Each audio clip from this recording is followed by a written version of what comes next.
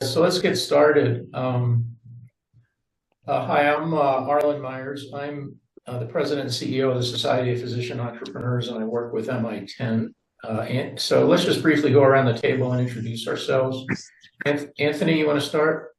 Sure. Hi, everyone. I'm a practicing pediatric cardiologist and a AI person and the founder of MI10 that focuses on healthcare organizations and health professional schools. Hi, everyone.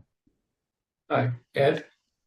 Hi, Ed Gaudet, CEO and founder of a company called Censinet based in Boston. And Steve. I'm Steve Wilson. I'm the chief product officer at a cybersecurity company called Exabeam, and I run the OWASP Top 10 for large language models security team and wrote a book for O'Reilly about AI security. And Sherri. Hi, I'm Sherri Douville, CEO at Medigram, and we work on driving safety, efficiency, and profitability with AI-driven medical mobility. And I'm also chair of Trustworthy Technology Innovation Consortium. We bridge clinical, technical, and operational needs, leveraging governance like we're talking about today. And Ed and Steve and Apurv are instrumental in the work. And hi, Anthony, long time no see. Okay. And he's very humble. He's also the founder of AI Med, which is the most prestigious AI in medicine conference. And many of us were there. So, Apurv, were you with us? I know he's planning to be here. Let me text him. He's here, but he's on mute. Yeah, there he is. There I am. Good morning. There you are. Hi, Apurv. Morning. Yeah, you want to tell us a little bit about yourself? Sure. Yeah. Thanks, Arlen. Good to see you again. Apurv Gupta here. I'm an internist by background, worked as a hospitalist for many years, chief medical officer at a couple of different community hospitals. And now I've been doing performance improvement consulting for the last 11 years. Currently a vice president at Premier, where I help to lead a lot of our care transformation, quality transformation, and clinical governance activities. Okay, great. So this conversation is about AI governance. And maybe we should start off with what the heck is AI governance? So any of the panel want to chime in? Can you tell us what it is and why should we care and why are we having this conversation? Sherri, maybe you can start up. Oh, thank you so much, Arlen. So AI governance is the infrastructure management and leadership that you put in place to make sure that the functions that need to be represented are represented so that you can have a cohesive and strategic whole in terms of a strategy and operational plan for actually implementing AI. So what we do at Medigram and Trustworthy Technology Innovation Consortium is that we're really passionate about implementing and integrating AI, where really the rubber meets the road, and you can't do that without governance. So that's why we're here, you know. And Anthony or anybody else, Steve, why is that important? Well, why should we care about that? So I think that a lot of the challenges with these new AI technologies are the fact that it's a dramatic phase shift from traditional software. There are a lot of new risks associated with it that are, let's say, non-intuitive to the governance that we've applied to traditional software in a lot of ways. And you want to do this in two ways. One is governance is often, people feel like it degenerates around to, can I document that I'm following the relevant regulations? And there are very few regulations in this space to follow and almost hide behind. So it comes down to building yourself a more robust governance framework that you can put the thought into about what your organization is trying to accomplish for these technologies. How can you understand what the risks are and apply the guidance so that your employees can use these things in the right ways? I would add also it fosters trust and confidence among patients and providers, and probably the core reason we do it. We obviously, as Steve said, we want to mitigate risks. We want to have better visibility and transparency into the overall systems, but ultimately we want to ensure that it's ethical and sustainable long term for the health system. in the industry. Okay. That I would just add that it's a way to get people more participating and committed to the process, especially the clinicians who often feel left out. Sorry, go ahead. Okay. So Sherri, you have a couple slides you want to walk us through. You want to do that now? Oh, sure. Yeah. I just wanted to show you where we're coming from. So thanks to these incredible leaders, Steve, Ed, Yeah, I'm and taking notes. yeah, who are all active with the Trustworthy Technology Innovation Consortium. So I just wanted to share quickly the vision, mission, and the values that we bring to the work. And I love that Steve said, governing yourself, because I think we're not going to get into politics, but given the political environment, CIOs, CEOs, boards, and physicians are still holding the bag of tremendous liability. And that risk actually increases in the type of environment that we're facing. And so these kinds of approaches become even more critical than they had been in the past. So, just looking, like Ed said, to drive trusted, secure, and seamless integrated technology into patient care. And then just making sure that we have the right people at the table. I mean, the reason why we see Groundhog Day a lot in healthcare technology is because you don't have enough there are a staggering number of stakeholders. I was researching it a little bit last night for a different talk, and it seems to be like 9 different kinds of clinical and technical communities that are involved. And so they're, it's hard work, but it's worth doing and needs to get done. And ideally, what we would do is deliver on the quadruple aim, which is something that we all want, which is to improve patient outcomes, we need to dramatically reduce the cost and also improve the experience that both patients and clinicians have. So we have these values, and I'm very excited about the demonstration of these values by everyone here, as from TTIC, as well as the rest of the teams. But accountability, integrity, innovation, collaboration, excellence, these are all things that we strive and I do think we deliver every day. So that's a little bit about. Okay, so I have a couple of questions. One is everybody and their grandmother seems to be creating these guidelines. I mean, countries, organizations, nonprofits, government, you name it. Everybody's trying to get their arms around this. Yeah. To practice, to put it simplistically, responsible AI. So how do you deal with all that? I mean, it's IEEE and, everybody's trying to do this. So who? And aren't you on the board of HSI, Arlen? Yes, HSI is doing it. And I keep telling them, everybody's doing this. Why isn't there like one thing that people can agree on? Well, because it's highly dependent on use case and risk level.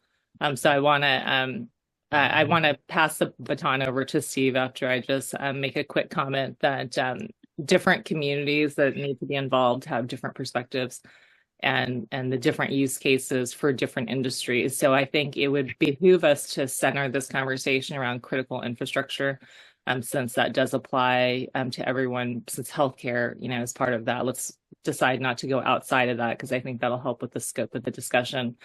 But the answer to the question is because of the number of communities that have to be involved with the development, deployment, and management of the AI is the reason why we see so many different frameworks. And I love what you said, Arlen, because the reason why I decided to do this, even though I have to fly out right after I get off the call, is because I think it's critical to make sure that we build on each other's work. And so we wanted to come as somewhat of an ambassador of trustworthy technology and say, hey, let's look at what's being done and what's appropriate for critical infrastructure, including healthcare.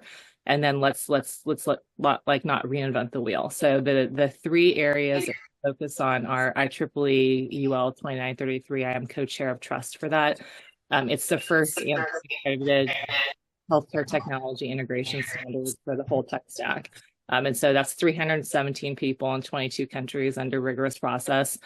So, nobody needs to reinvent that, right? So everything that engineers, the best in the world from the top medical device companies and health systems, what they had to say is all promulgated in that. So you can't get better than that, right? And then I'll pass it on to Steve to let him tell you a little bit more about what he's doing at OWASP LLM Top 10. But I became interested in it because I was looking at what our next step was for our IEEE standard and how, if we should put it into the standard, which actually got approved by the board and is an official standard, or if we should do something in a next iteration. And then when I met Steve, he was already working on something that I thought needed to be done in a way that seemed very compatible with IEEE methods. Very different population, being that they're software developers as opposed to healthcare technology engineers. But again, hundreds of people. And so I think it behooves everyone to sort of understand the purpose and the community that are building these different frameworks, and then also focus on, just not reinventing the wheel. Steve, did you have any comment to say about this scope, scale, and impact of OWASP LLM? Well, just briefly, I started this group spring of last year just because there seemed to be so little guidance. It was the opposite problem 18 months ago. You couldn't go find a single document that did a good job of describing how do you securely and responsibly use this new generation of AI technologies. And so we put together an ad hoc group and put out the first guidance in 6 weeks. And it was some of the first conversations Sherri and I had where she was kind of quizzing me, like, how do you do this? How do you do something so quickly? I can't organize 2 meetings of my group in 6 weeks, much less build a standard. But I think the important piece is we didn't build a standard. We built a guidance and education document. And in the absence of standards, which often take years to build, for real standards frameworks, real governance frameworks, we felt the most important thing was to get people educated. And there are a lot of people out there starting to offer resources with somewhat different takes on the risks and the mitigations, and those things can all be useful. And to somewhat think that as more like the research community out there trying to figure out the best ways to secure and responsibly use these technologies while they move really, really quickly. I'm sorry, go ahead.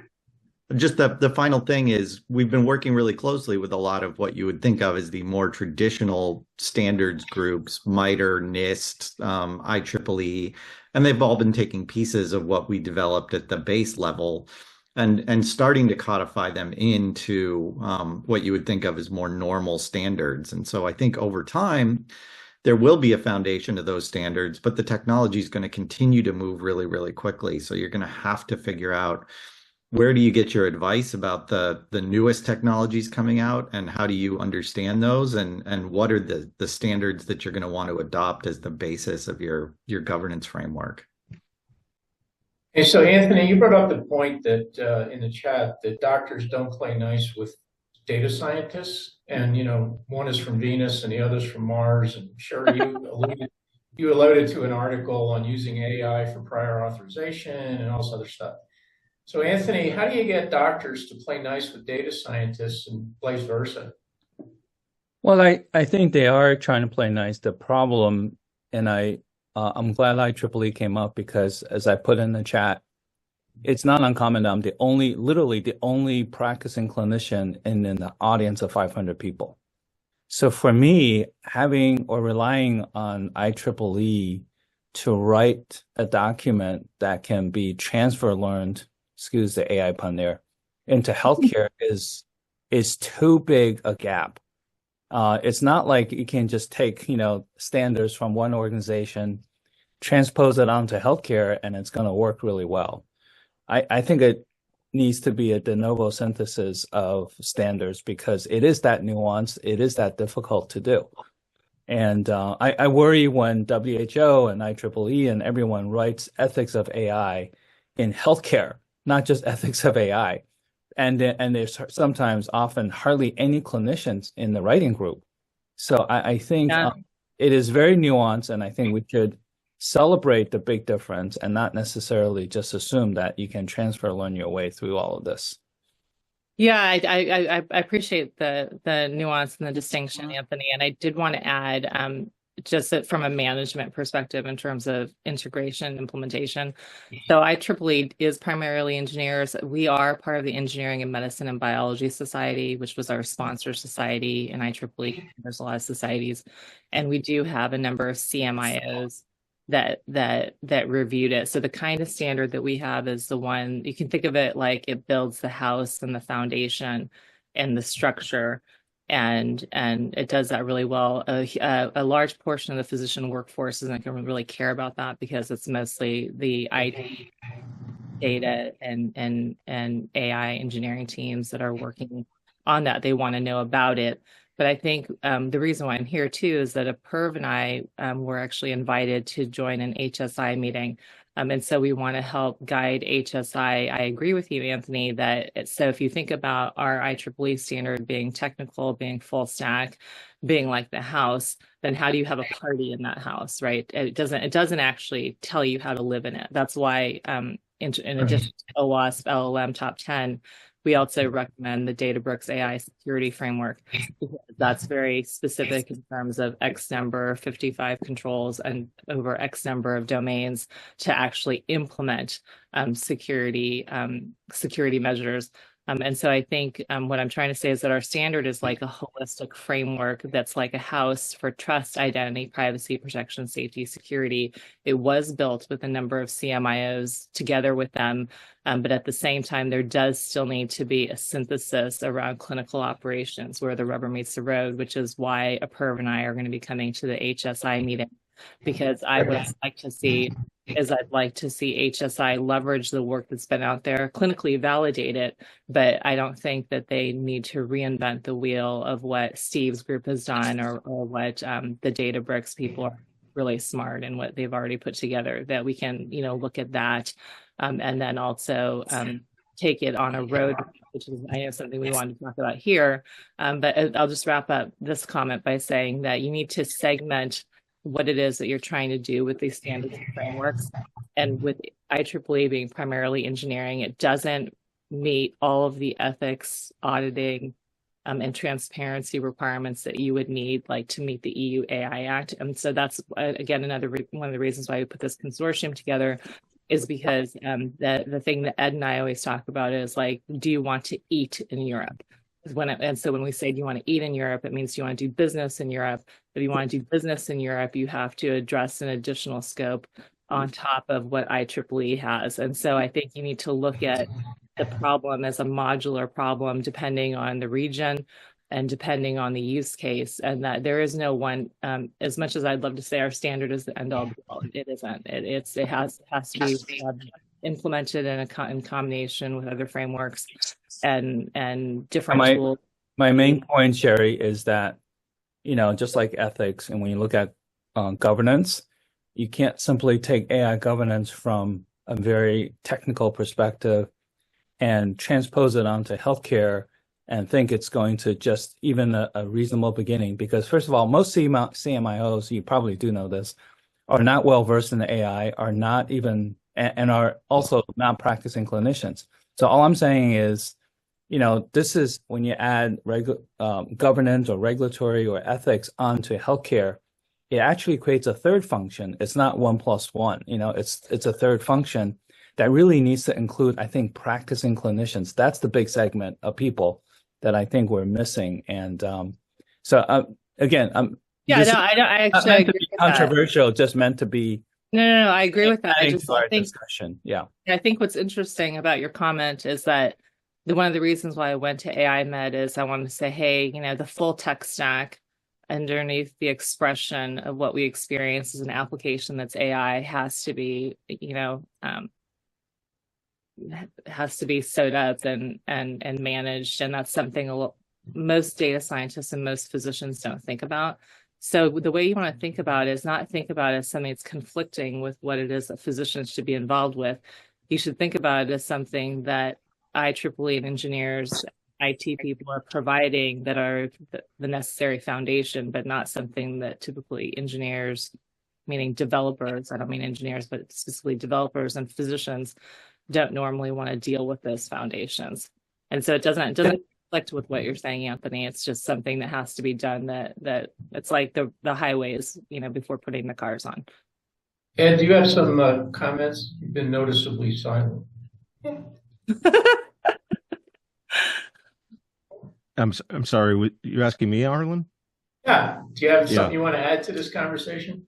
Yeah, I think it demonstrates the rapid pace of this technology, the divergence that's happening right now. And to your point earlier about, how are we going to pull this all together? I think we're staring at a massive monster swell right now. The biggest wave we've ever seen technologically. And there's so much being written about this every single day. I mean, just this last month, JAMA had posted an AI code of conduct about safety, inclusivity, and sustainability. I mean, there's so many things that we have to consider when we go down this path. And starting at those principles is a really good approach.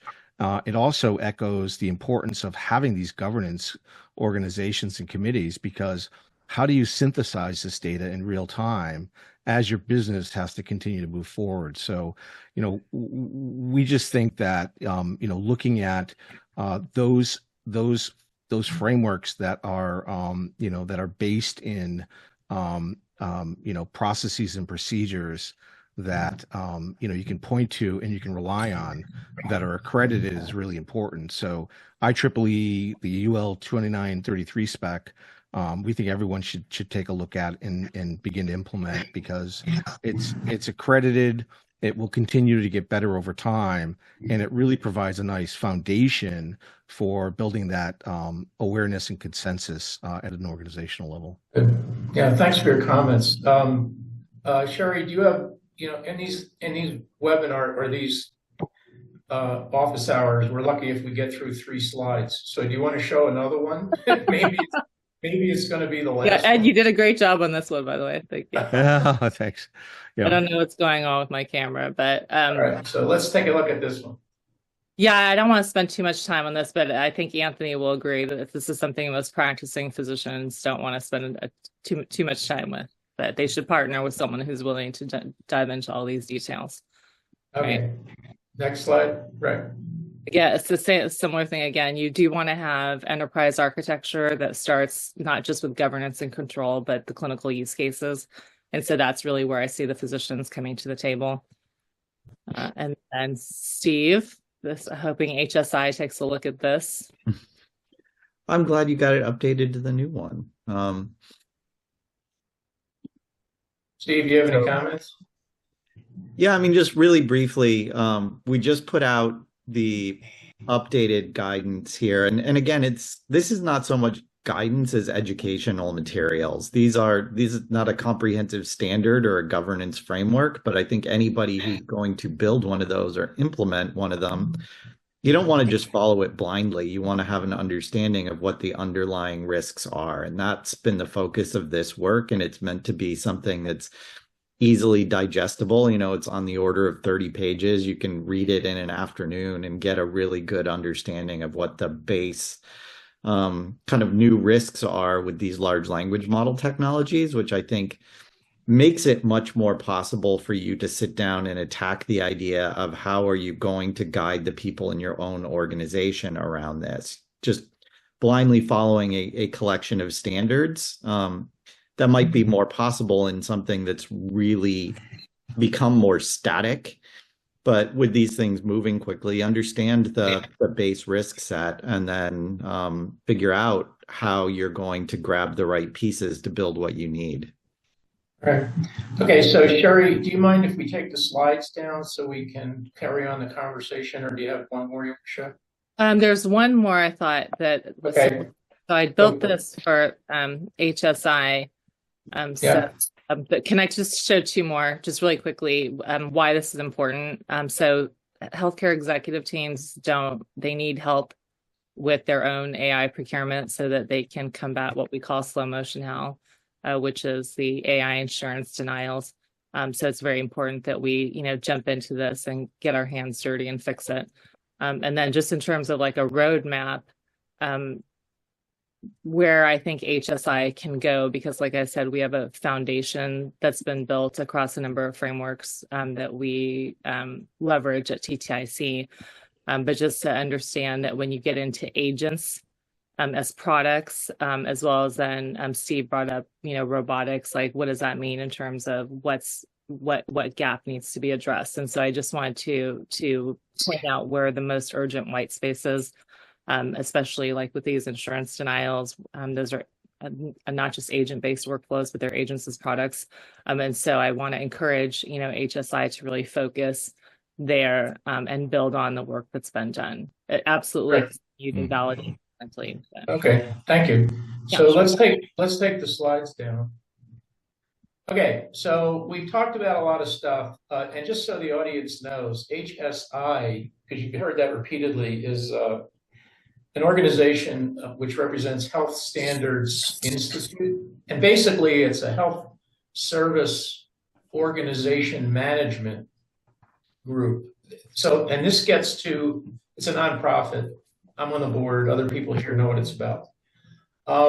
So, Anthony, you brought up several points, and it's my view that we kind of need to, these layers of creating standards or guidelines or whatever involve three basic stakeholders. Now, we all know the stakeholder list, and all the stakeholders are involved. But I call this rules, rights, and regs. So the regs are what we have been talking about, which is what do AI vendors and people that are creating these things need to comply with, whether they're guidelines, standards, whatever you want to call it. The rules have to do with what are the rules of the road when it comes to frontline clinicians using this stuff. And the third is rights, which are what the heck do patients need to know about all this?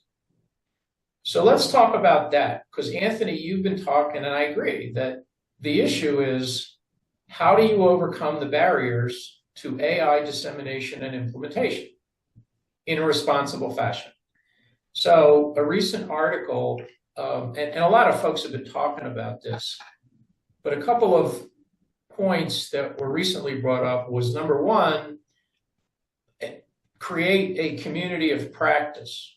In other words, at your place. I'm talking about if you're a doctor or any clinician, nurse practitioner, pharmacist, I don't care what it is. If you are working, most likely as an employed person at a large integrated healthcare delivery network, what do you do with this stuff? How do you get this stuff? I mean, okay, so all you smart data scientists are telling me what the standards are, but now how am I supposed to deal with that? So Anthony, so one is you create a community of practice. In other words, you get the folks together and talk about it. And the second is this issue of centers of excellence. My own personal view is that most centers of excellence, not excluding or necessarily including AI, are neither centers nor excellent. So what do you do with that? So Anthony, give us your 2 cents on, okay, what do we do next? If we're a grunt in the trenches, what do we do next? Well, actually, the saying that AI is from Mars and clinicians are from Venus is not even close, because we're not even the same solar system. So I try to convene interested stakeholders and start from the ground up. And, I noticed the LLM slide that Steve had put up. Most physicians don't even understand probably a third of the vocabulary.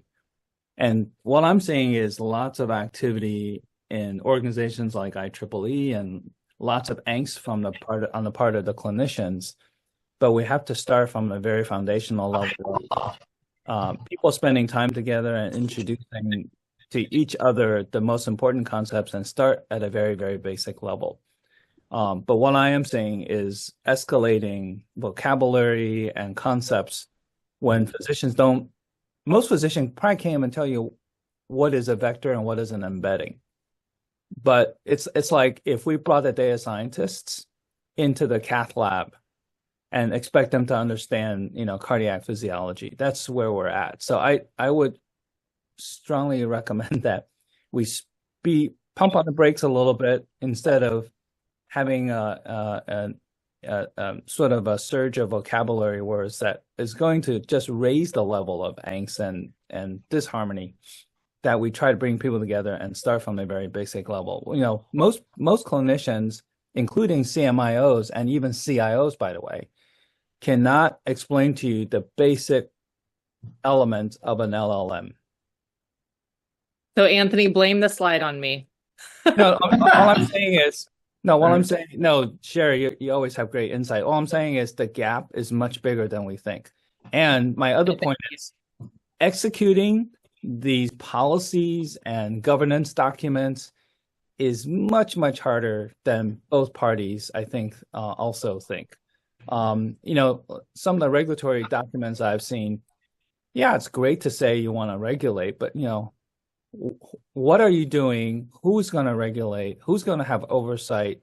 Who's going to maintain the regulatory aspects is the much, much more difficult part, because I happen to live in that world. I wouldn't know how to regulate myself on some of the projects. So if people talk about it like it's the right thing to do, of course it is. And the right philosophy, of course it is.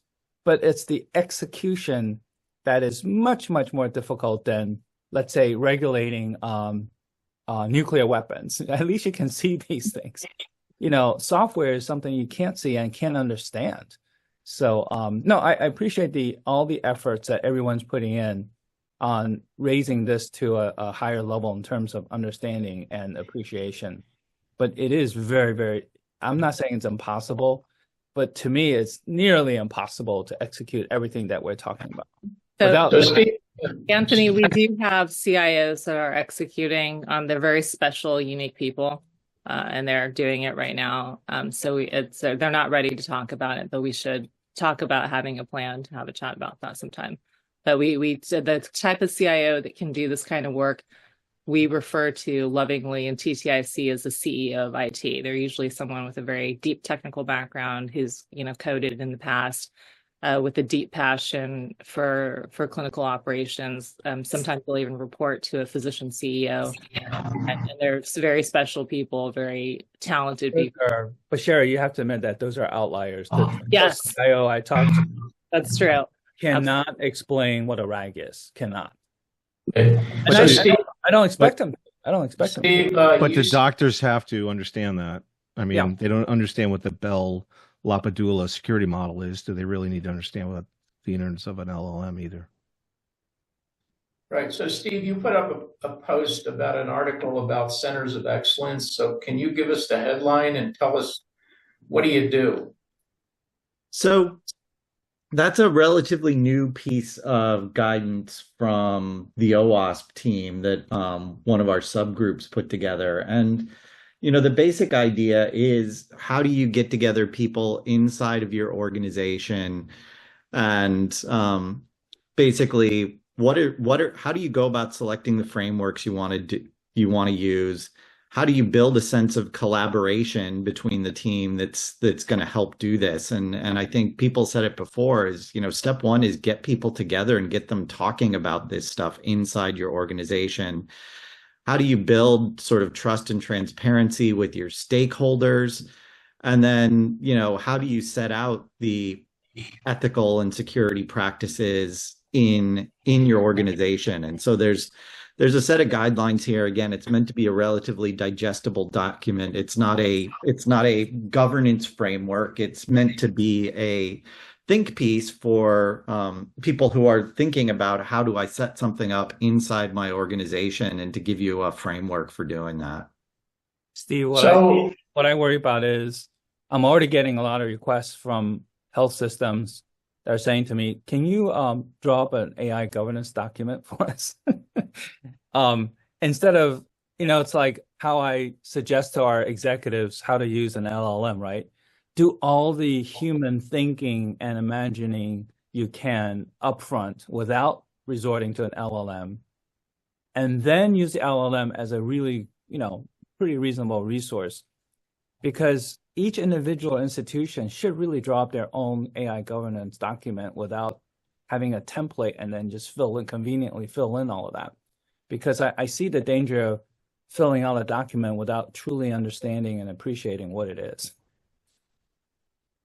Okay, so let's say my question is, how do you get people to do this? So we've already said it would be nice if both ends, not including patients, and Anthony has made up the phrase, we want people to be bilingual without an accent. But we want the data people to talk medicine, and we want the medicine people to talk data. I don't know, whether you speak tourist data and 6 words that's basically, hi, how are you, have a good day, that kind of stuff, or whether you want to get deeper in the weeds.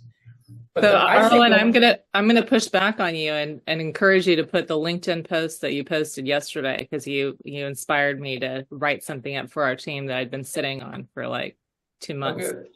So you put together how to build a community of practice, and just as we said, it's like people talking to each other. It's a lot harder. He made it sound so easy for him, but not easy for you. Yeah, so that's a useful. I mean, most of these folks know I write this stuff. So if you're interested, it's how to build a community of practice on LinkedIn. But the other problem is, what's the incentive for a grunt in the trenches to do this? I mean, you're basically you're probably working for the man. And I say working for the man because only 18% of healthcare executives are women. So for all intents and purposes, you're working for the man. And incidentally, 10% of the physician employed workforce is working for Optum. Yeah. So there's this enormous consolidation that's going on. So if you're, like me or Anthony or whatever, I'm not practicing, but Anthony certainly is. My incentive, and I'm being held accountable to put points on the board. In other words, make money, generate RVUs, see more patients, be more effective, more efficient, Now you want me to show up at a group, the so-called AI strategic planning group. And every strategic advance is preceded by a retreat. So now you tell me that we're going to show up at an offsite retreat to figure out AI in this organization. I mean, what's in it for me? Why should I do something like that? So I can offer a little bit of insight with having worked with a lot of groups, not all limited to healthcare, but I think in this case, the principles are very similar, which is, first off, everybody in your trenches, whether they are accountants or doctors, shouldn't have to understand the internals of all of this. They shouldn't have to understand RAG and embeddings any more than they know how to write a SQL statement. That's not the point here. We need people who are going to bridge this sort of technology and practice gap. The other piece is they don't just need guidance. What they need are tools. And the guidance is a bridge to getting us to tool selection and guidelines for how to use the tools. And, I put a link in the chat about doctors using sort of self-serving off-the-shelf AI technologies to do transcriptions and the trouble that they're getting into with that. Why are they doing that? That's a classic shadow IT problem, is nobody gave them those tools. The practice of handing this stuff to a transcription service is expensive and slow, and we know why that sucks. The answer is to get them better tools so they don't self-serve this stuff. We don't need to educate them on the details of all of this stuff, although they should have basic understanding of the technology because it's important moving forward. But ultimately, these educational documents on AI risks, the guidance frameworks, those are for IT to roll out tools to people, not just give them guidance about how to go self-select tools. That's dangerous. Yeah, I think also, just to echo those points, this is already happening. Epic is bringing in AI, whether organizations want it or not. And so the leading doctors, the leading clinicians are already accepting these use cases that are being driven by the EHR. Secondly, to your point, Arlen, what do you do? How do you get people started? You've got to sell them on the benefit. And if you think about things like the use case around ambient listening, there's huge benefits for the application of ambient listening within the clinical setting. So that in and of itself is a really good place to start if you haven't started already through the Epic AI capabilities. I'd love to piggyback on that, actually, Ed, because I think, Arlen, the issues here are kind of the same as with rolling out any performance improvement transformation efforts. It's a struggle, and we think, well, how are we going to get people involved? They're so busy, they're so overwhelmed, they're so burnt out, they don't get compensated. But every time we start with the simple messages that Anthony had and Steve had, with just inviting people, including them, sending out the request for participation, we're always surprised that there are actually people out there that are interested, but there's no convening. That's kind of where the governance comes in. If there's no forum within which people can participate, then they can't participate even as much as they would like to. So I think even before we get into formal mechanisms of compensation and incentives and other mechanisms, I think that governance becomes really critical as a way of just getting people to come to the table and say, let's talk. We want to hear your voice. We want your participation. And I think we've seen that, there are places that struggle with that, but we've also seen that in many areas, not just in AI and technology, clinical variation, throughput, mortality, readmissions, quality, safety, wherever institutions are making headway, they're making headway on these same basic principles of performance improvement. So I put up another article. I put the communities of practice article up, and I put another one up, which is the ABCDEs of technology adoption. So to your point, Apurv, I mean, any inclusion of a technology or a therapeutic into the physician armamentarium is a very heavy lift for many, many reasons. But I think the reasons have to do with the ABCDEs, which you can read. But fundamentally, to Ed's point, people buy emotionally and justify rationally. So you have to make the emotional argument to the people that you want involved in this thing, whether it's forming a community of practice or joining a center of excellence or being clinical champions, because there's always the risk of making type 1 and type 2 technology adoption errors. Type 1 errors is you don't do what you're supposed to do. Type 2 are you do what you're not supposed to do. So how do you, and that happens all the time in medicine. I mean, everybody's a clinician does that. So how do you, now we're introducing AI into this just as another technology. I mean, it could be endoscopic surgery, it could be robotic, whatever. It could be a new drug. But you have to confront the reality that end users do the cost benefit differently than data scientists. So do you agree with that or disagree with it? And if so, maybe Apurv, you're nodding your head, so I'm going to call on you because I want confirmation bias. So if you could just, if you can tell me, do you think that's a good idea? And so how do we do that? And it starts to the point, you have to sell the why. Absolutely. Yeah, and that's kind of like, I totally agree, Arlen, 100%. So you're getting, mega confirmation here from me. I'm completely aligned with you. Any initiative that we try to implement, whether it's endoscopic surgery or any new, mechanism for rounding in the hospital, collaborating with the nurses, it has to start with the mission vision of the organization. If we're just kind of bringing this along the side and saying this is yet another thing we have to do, and not giving them an appropriate, framework and framing for how to think about it, it just feels like a struggle. It's only contributing to I saw Ed posted a couple of things here about burnout. This is what the challenge is for the clinicians. It feels like everything is piecemeal and everything's being thrown on top of us. We're not going to survive this onslaught, right? The whole point of this AI and the promise is that it's supposed to be able to help us, address this, the burnout. But that can only get done, Arlen, if we do it the way you're talking about it. It has to be done in an integrated way, in a holistic way, with inclusion and participation, and with the thought that this is about the way in which we work together and collaborate in general, and how we create governance in general, not just for AI and technology, and not just between data scientists and clinicians, but this winds up becoming the culture ethos of the organization. And we bring clinicians clinicians and data scientists into why are we all here, the mission, vision, purpose of the organization. So I'm a very big believer in that. I think that that's really kind of where a lot of this stuff falls apart. I think what Anthony's been talking about, I think it doesn't work because we don't execute at that level. And in my view, if that's where we put the focus, then we're likely to get traction with the local healthcare organizations. Okay, so at the recent, thank you for that. So at the recent AI Med meeting, we had the privilege of engaging with a lot of first-year medical students. So and they were all over this. They were all full of piss and vinegar, change the world, nothing we can't do, Gen Z, you're an old fart, you don't know what you're talking about, et cetera, et cetera, et cetera. So my point is that it's not good enough to sell the why. You have to sell it to the people that are going to be receptive to the message. And it's the diffusion of innovation. Blow off the laggards.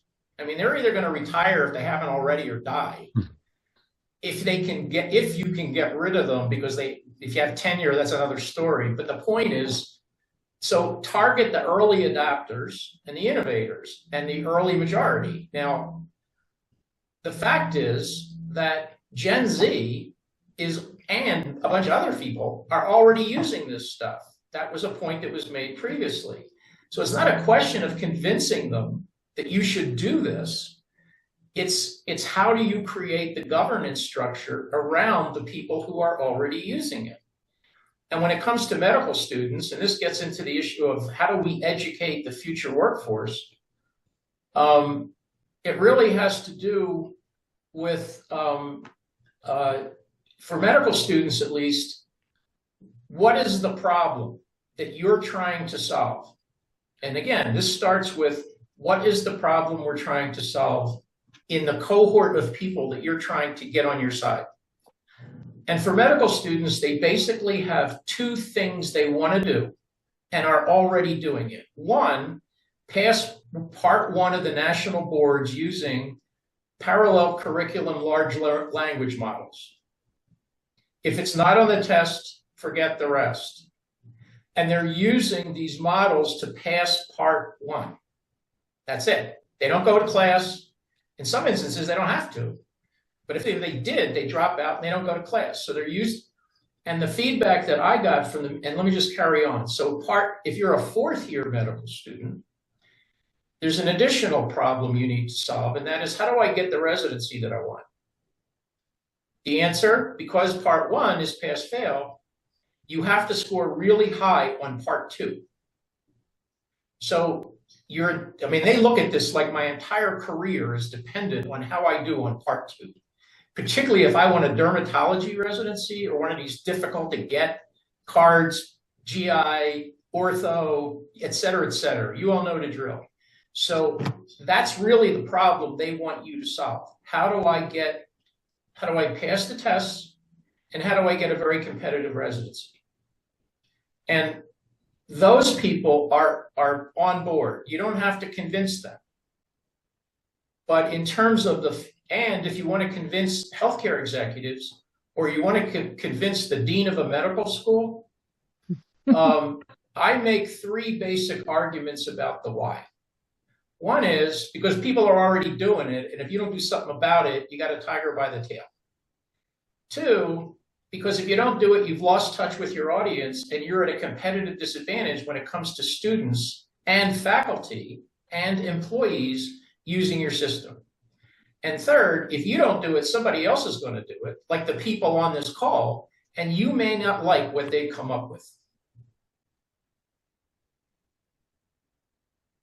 So, well, there's danger in throwing the baby out with the bathwater too. So you want to go fast, but the governance, is about modulating the onboarding of the technology in a way that doesn't completely create unexpected consequences. So you do want those people that are going to be the contrarians as well in the mix, because if you go too fast, then you get things like data drift. You're going to get the unintended consequences that I don't think anyone wants, especially when it relates to patients. I do think that that the schools eventually will have to incorporate some fundamental knowledge courses in these areas. I think not understanding what a RAG is eventually is going to lead to some consequences that we don't want to see. And it's not that hard to explain to clinicians. Clinicians are smart people. They're just not as tech savvy as the tech people are. Try reversing the situation. Explaining to data scientists cardiac physiology is in some ways much harder. So because it's much more nuanced, right? Tech at least is predictable. Physiology is anything but predictable. So I do have hope that we will build a cohort of clinicians that will be bilingual with or without an accent. And I made a comment at AI Med 24, Sherri's grinning because she probably remember. There are literally less clinicians that can be comfortable in this space than astronauts. And we need to have a cohort of 10 to 25,000 clinicians that are very comfortable in this space that can talk, AI with you guys, than to rely on you guys to really impact on the trajectory of future adoption. I think it's just too much to ask.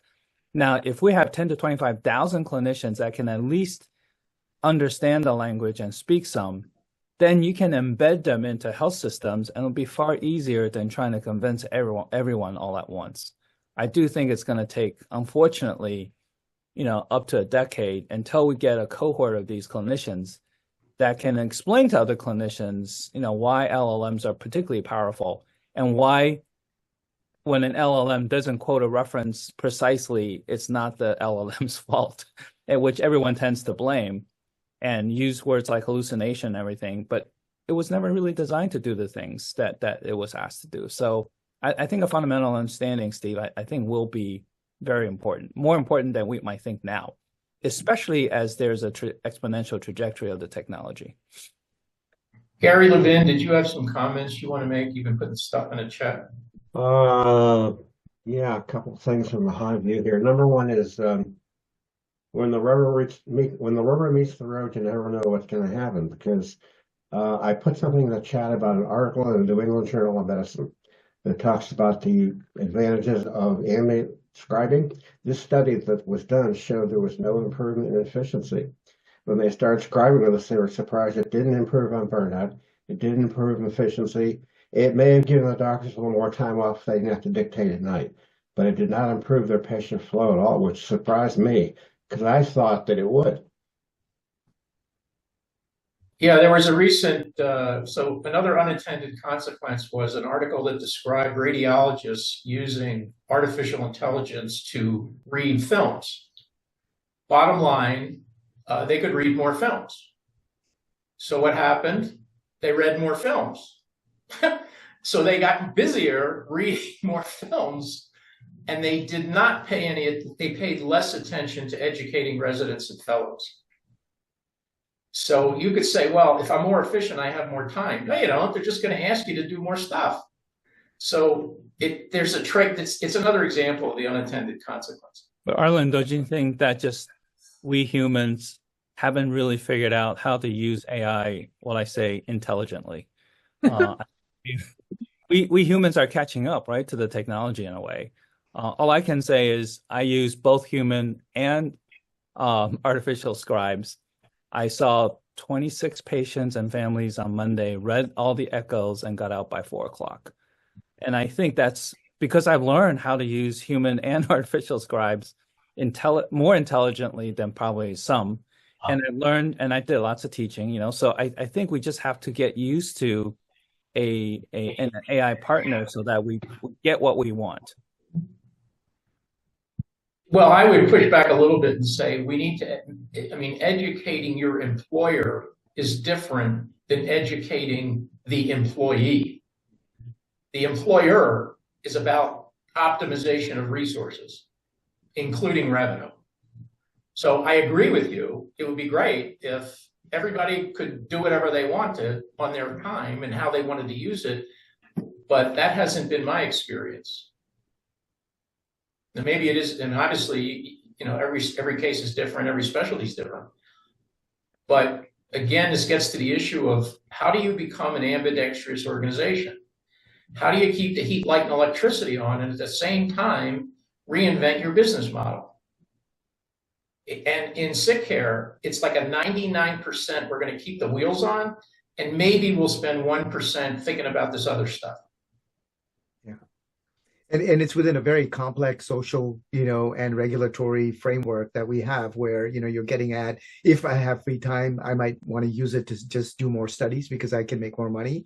And then over time, I'm going to get, pressured to get paid less, for all that additional work. So am I going to be right back, where I started? That's part of the challenge I think that we're facing as a society. So the technology only helps with one aspect of it, unfortunately. But the more complicated aspect is that we are all human beings, and we're trying to figure out, how we motivate. While healthcare providers are innovating with AI, we have the payers that are innovating, and that's creating more pressure right back on the organizations because of the automated denials, that we're facing. So unfortunately, I think that's a very big give and take that we're all still thrust into. I think it still goes right back to having a way to approach this work collectively as an organization so that we can make more progress, for our organization as well as for the overall industry. I just want to build on that, Apurv. And Apurv and I are both very passionate about clinical excellence and clinical operations and technology only serving that, not really being a widget or a shiny object for its own sake. So one thing I want to impress upon you is the idea of thinking about having non-academic centers, because we're really seeing the non-academic health systems really leading in terms of integration and governance, because they have to. When you think about the financial incentives, like academic centers and their whole, revenue and branding around research, like, Ed is solving the problem. He's just started working on it, so it's not fully at scale yet. But IRBs don't incentivize, academic centers to adopt standards or drive robust security or governance or anything like that. And so I really encourage you. I think you'll be a lot, Anthony, I think you'll be excited to see what some of the non-academic centers are doing, because they have to, right? They're rated and paid on safety and clinical operations, and they're excited about using AI to help improve that. And I think you see a tremendous amount of leadership that you don't often see in academic centers because of that incentive for publishing and research, which is very, divergent from actually driving clinical outcomes a lot of the time. Great. This has been a great discussion, so we need to wrap this up. So I want to go through the panel. One take home to do. Anthony? I think I put it at the beginning of the chat. I think my humble suggestion is that AI governance needs to start with data governance. And when I get asked to chime in on AI governance and I ask about data governance, I get this blank look from the CIOs like, what do you mean data governance? So you can't do AI governance without data governance. Okay. Apurv? I'd say adopt a framework, given that we have a plethora, it may be overwhelming, but you've got to start somewhere, so get started, pick one that makes sense for your your institution, and get started with convening a governance framework around it. Sherri? Can you hear me? Yeah. Sherri? Yeah, thank you. Can I just share one more slide, Arlen? Sure. Okay, because I want to leave people with this, because this is what we really need to do, because it's urgent, like Ed was talking about, or I think maybe Apurv was talking about the insurance denials. So I just really want to focus the HSI team and others on what actually urgently needs to get done, instead of debating whether or not it should be done. So I just want to. Right. Yeah, you're referring specifically to using AI to deny authorizations and doctors using AI to respond to the denial of authorization. Exactly. And that we need to provide, skills and competencies so that they can do that well, because it'll be a crisis of, multiple areas, including physician workforce engagement, as well as, patient safety challenges. So we need to really lead here. Great. Ed? Yeah, a lot of great discussions and a lot of things to think about. I think for me, it's just continue to drive these conversations with a cross-functional group of individuals that come from different backgrounds and experiences. We learn from each other and we're stronger together. Steve? I think he had to go because he had a hard stop. Okay. Well, great. Thanks everyone very much. This has been a great conversation. Hopefully moving, it's a big ball up a big hill. Every little step helps. So again, this will be recorded, has been recorded. We'll upload it to the MI10 website. You're free to share it with your constituencies and encourage further discussion. And just to remind people that MI10 is putting together a AI for Healthcare Leaders event in Los Angeles. If you're interested, check out more stuff at www.mi10.ai. So thanks, everybody, and have a great Thanksgiving. Thanks for hosting. Thanks a lot, Arlen. Great job. Thank you so much. Thanks for being here. Great job.